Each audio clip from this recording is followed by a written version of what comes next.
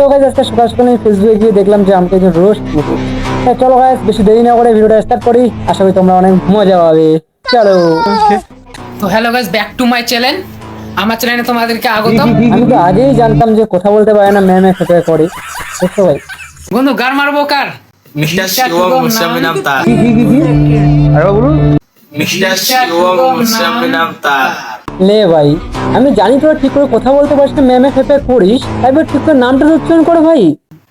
Guys আগে ভিডিওটা দেখে নাও। তাই চলো গাইস আগে ভিডিওটা দেখে আসি, যেহেতু ভাইটা বললো।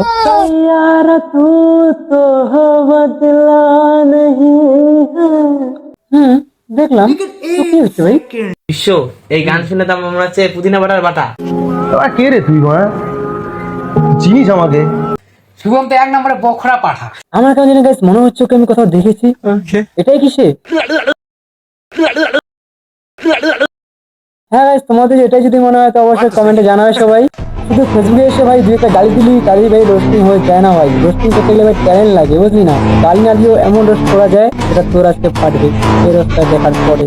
দেখ ভাই, যদি আমি রোস্টার না, যদি একবার রোজ স্টার্ট করি না ভাই, তো তখন দিয়ে একদম। আর ওর পাশে যে বাচ্চাটা আছে না গাইস, আমার মনে হচ্ছে ওই বাচ্চাটা ওরা কুস্তি, যেটা একটা বাচ্চা, আমার মনে হয় ওই বাচ্চাটা ওরা ওর থেকে ভালো রোস্টিং করতে পারবে। আজকে আমাদের এতখানি।